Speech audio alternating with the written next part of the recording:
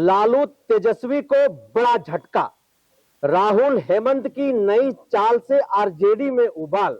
जी हाँ, बिल्कुल आप सही सुन रहे हैं। झारखंड की राजनीति में इन दिनों इस विषय को लेकर के बहुत तेजी से चर्चा की जा रही है। चर्चा इसलिए की जा रही है क्योंकि झारखंड के मुख्यमंत्री हेमंत सोरेन और गांडे के विधायक कल्पना सोरेन दोनों इन दिनों दिल्ली में है। और दिल्ली जाने के बाद से जो है झारखंड की राजनीतिक गलियारों में राजनीतिक विशेषज्ञ इस बात की बड़े जोर शोर से चर्चा कर रहे हैं। चर्चा ये कर रहे हैं कि झारखंड की राजनीति में बहुत बड़ा फेरबदल होने जा रहा है। बहुत जल्द झारखंड में झारखंड मुक्ति मोर्चा और भारतीय जनता पार्टी की सरकार बनने जा रही है। ऐसा कवायद झारखंड की राजनीति में चल रहा है। लेकिन इसके अंदर की सच्चाई क्या है, आज उस सच्चाई पर हम चर्चा करेंगे। क्या सच में झारखंड में गठबंधन की जो सरकार है वो सरकार बिखर जाएगी, या फिर केवल राजद को जो है इस सत्ता से बाहर का रास्ता दिखाया जाएगा? आज तमाम सवालों पर बातचीत करेंगे। बातचीत करने के लिए हमारे साथ वरिष्ठ पत्रकार उदय चौहान है। सीधे जुड़ते हैं और बातचीत करते हैं। उदय जी, झारखंड में राहुल और हेमंत की जो चाल है जिससे राजद में उबाल आ गया है, क्या है उसके पीछे की असली सच्चाई? देखिए, झारखंड में भी जो भी हो रहा है, जो भी नया डेवलपमेंट, पॉलिटिकल डेवलपमेंट है, उसका बीज बिहार विधानसभा चुनाव में ही बो दिया गया था। आप देखिए कि उसके बाद से राजनीतिक हलकों में इस बात की जोर शोर से चर्चा हो रही है कि जैसे ही बिहार चुनाव खत्म होगा या रिजल्ट आएंगे बिहार चुनाव के, उसके बाद जेएमएम कोई बड़ा निर्णय लेगी। और बाकायदा चुनावों के बीच में ही जेएमएम के मंत्री ने ये बात तय कर दी थी कि 14 के बाद, यानी रिजल्ट आने के बाद जेएमएम कोई बड़ा फैसला लेगी। तो कवायद वहाँ से शुरू हो चुका था और ये बात किसी से छिपा नहीं है कि किस प्रकार से जेएमएम को ह्यूमिलिएट किया गया। अंत तक 1 सीट या 2 सीट देने की बात थी, जो प्रेस कॉन्फ्रेंस करके बार बार कहा जा रहा था। लेकिन राजद, जो कहा जा रहा है कि राजद की ओर से इस पर कोई पहल नहीं किया गया और अंततः 1 सीट भी जेएमएम को वहां नहीं मिला। जबकि जेएमएम का ये कहना है कि हमने लगातार गठबंधन धर्म को निभाया है और पिछले चुनाव में भी जब पार्टी का झारखंड में बड़ा जनाधार नहीं है, उसके बावजूद हमने ज़्यादा से ज़्यादा टिकट दी और एडजस्ट करने की कोशिश की या जेएमएम को। उससे पहले के चुनाव में आप देखें तो मात्र 1 विधायक जेएमएम राजद से जीत कर आए थे और उनको 5 साल के लिए मंत्री बनाया गया था। तो अब जो परिस्थिति डेवलप हुई है वो उसके पीछे जेएमएम और कांग्रेस दोनों ये मानते हैं कि उसके पीछे जो अड़ियल रवैया राजद के शीर्ष नेतृत्व का रहा है वही जिम्मेदार है। और आप देख लीजिए कि पिछले जो 2-3 दिनों से जो शीर्ष नेतृत्व है जेएमएम का, यानी हेमंत सोरेन और कल्पना सोरेन जैसे ही दिल्ली गए, यहाँ बाजार पूरी तरह से गर्म हो गया अटकलों का। हालांकि अंदर खाने ये भी चर्चा हो रही है कि जेएमएम बीजेपी के साथ जाकर यहाँ सरकार बनाना चाहती है। लेकिन जो खबरें छनकर वहाँ से आ रही हैं वो ये हैं कि जेएमएम कांग्रेस के साथ ही रहेगी, राजद को आउट किया जा सकता है।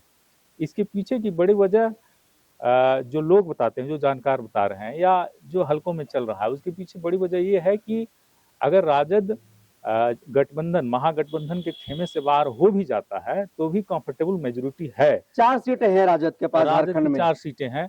तो अगर राजद यहाँ अलग भी होता है या अलग किया जाता है तो भी झारखंड में बहुमत की सरकार और मजबूत सरकार रहेगी। दूसरा क्या है कि जेएमएम को, खास करके हेमंत सोरेन को, कांग्रेस को डील करने में ज्यादा कठिनाई नहीं है राजद की अपेक्षा। और पहले भी कांग्रेस और जेएमएम ने 5 सरकार चलाई है और इसी के तहत जो 2-3 दिनों से वहां बैठक हो रही है। कहा जा रहा है कि खड़गे के साथ और राहुल गांधी के साथ इस पर विमर्श हुआ है और बात ये पक्की हो गई है कि अब राजद को गठबंधन से आउट कर दिया जाएगा। और जो ये अटकलें लगाई जा रही है कि बीजेपी के साथ जेएमएम आएगा और चुनाव और सरकार बनाएगी, ये सिर्फ अटकलें हैं, इसमें कोई कहीं सच्चाई नहीं। तो देखिए, बात ऐसा है कि जब बिहार विधानसभा चुनाव हो रहा था तो झारखंड मुक्ति मोर्चा, जो झारखंड की सबसे बड़ी पार्टी है, वो पार्टी यह उम्मीद लगाए हुए थी कि बिहार में हमें कुछ सीटों पर जो है चुनाव लड़ने का अवसर दिया जाएगा। झारखंड मुक्ति मोर्चा ने खुल करके भी कहा था कि 12 सीटों पर हम चुनाव लड़ना चाहते हैं, लेकिन बिहार में इंडिया गठबंधन की ओर से कोई पहल नहीं किया गया। बिहार में सबसे बड़ी पार्टी जो है वो राष्ट्रीय जनता दल है, जिसके सुप्रीमो लालू प्रसाद यादव हैं।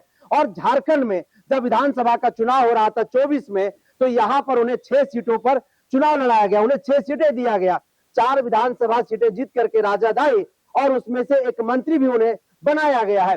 लेकिन झारखंड मुक्ति मोर्चा के पास एक कड़वी अनुभव भी रहा है भारतीय जनता पार्टी के साथ सरकार बनाने का। 2013 का वह वर्ष था जब अर्जुन मुंडा की सरकार इस राज्य में थी, झारखंड मुक्ति मोर्चा और भारतीय जनता पार्टी की सरकार इस राज्य में बनाई गई थी। उस वक्त 18 महीने का जो है दोनों के बीच में अनुबंध हुआ था, लेकिन ये जो शर्त नहीं लंबा समय तक चल पाया, जिसके बाद इस कड़वे अनुभव के बाद जो है झारखंड मुक्ति मोर्चा यह खुले तौर पर कह रहा है कि कभी भी हम भारतीय जनता पार्टी के साथ सरकार नहीं बना सकते हैं। लेकिन ये कवायद एकदम बिल्कुल स्पष्ट हो गया है कि राष्ट्रीय जनता दल को झारखंड की वर्तमान जो इंडिया गठबंधन की सरकार है, उस सरकार से उसे बाहर की रास्ता दिखाया जा सकता है। और इसको लेकर के लगातार दिल्ली में जो है इंडिया गठबंधन के बड़े नेताओं से, खास करके राहुल गांधी से जो है हेमंत सोरेन की मुलाकात जो है वो हो रही है, जैसे कि लोग बता रहे हैं।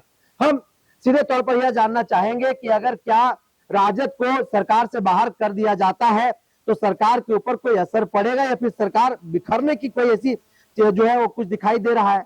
नहीं, ऐसा अभी कोई संभावना नहीं जताई जा सकती है। लेकिन जो बात अभी जो सामने आ रहा है, जो स्पष्ट होते नजर आ रहा है, ये है कि अब कांग्रेस और जेएमएम मिलकर यहाँ सरकार चलाएंगे।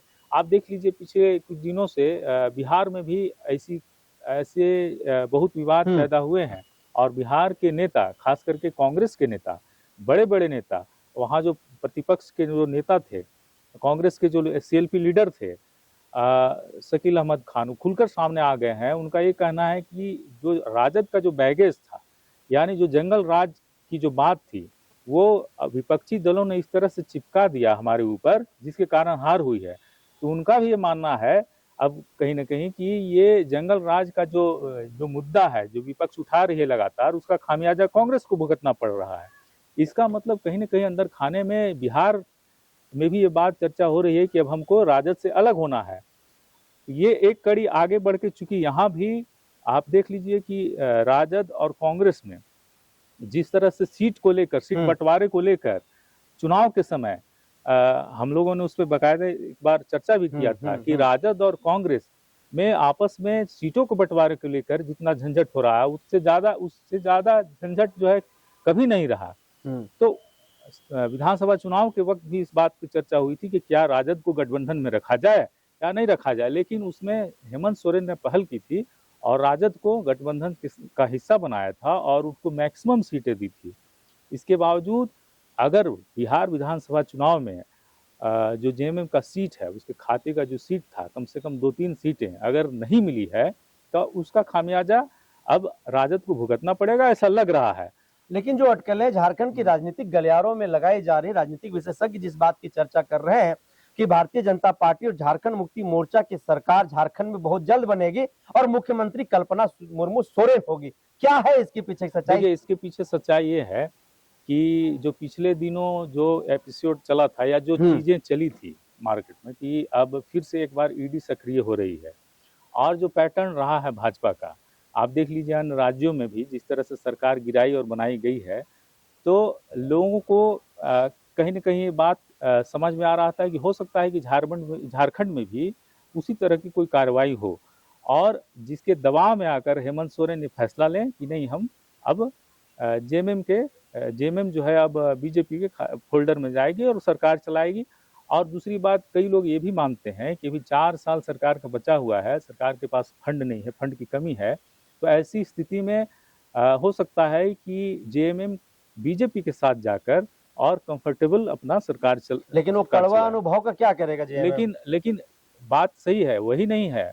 जेएमएम का जो वोट बैंक है, जो यहाँ के अल्पसंख्यक समुदाय हैं, आदिवासी समुदाय है, ईसाई समुदाय है, उस वोट बैंक की भी बात है।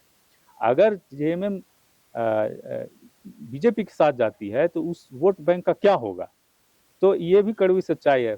प्लस तो विचारधारा दोनों को विचारधारा एकदम अलग अलग है, तो ये सिर्फ इस बात को पुख्ता करने के लिए, इस बात को एस्टेब्लिश करने के लिए कि ईडी की कार्रवाई हो या फंड की कमी है, इसके कारण हो सकता है कि जेएमएम इसके साथ जा, इसी को हवा दिया जा रहा है ज्यादा से ज्यादा। तो सच्चाई है इस हवा में, केवल हवा दिया जा रहा है, लोग इस पर जो है चर्चा परिचर्चा कर रहे हैं, टीआरपी गेन कर रहे हैं, क्या है? देखिए, अब जेएमएम का शीर्ष नेतृत्व और बीजेपी का शीर्ष नेतृत्व क्या फैसला ले रहा है वो तो वही समझ सकते हैं, लेकिन ग्राउंड लेवल पे जो बीजेपी के जो लोग हैं और जो जेएमएम के लोग हैं, उनसे अगर आप बात कीजिए तो सिरे से नकारते हैं कि ऐसी कोई बात नहीं है या कोई परिस्थिति नहीं बन रही है। हाँ, जो ब्यूरोक्रेटिक जो सर्किल है या फिर जो राजनीतिक गलियारा है, उसमें खूब गॉसिप हो रहा है कि इस तरह की योजना बन रही है और हो सकता है कि दोनों साथ में आ जाएं। अब तो हेमंत सोरेन को ये बात तय करना है और अमित शाह को तय करना है कि भाई क्या लेकिन करना 31 जनवरी की शाम को याद करिए, जब हेमंत सोरेन के ऊपर ईडी का शिकंजा कसा जा रहा था और लोग ये कह रहे थे कि झारखंड मुक्ति मोर्चा जो है भारतीय जनता पार्टी के साथ सरकार बनाएगी, लेकिन हेमंत सोरेन उस वक्त जेल जाना पसंद किए, वो झुके नहीं, वो भाजपा के साथ हाथ मिलाना जो है पसंद नहीं किए।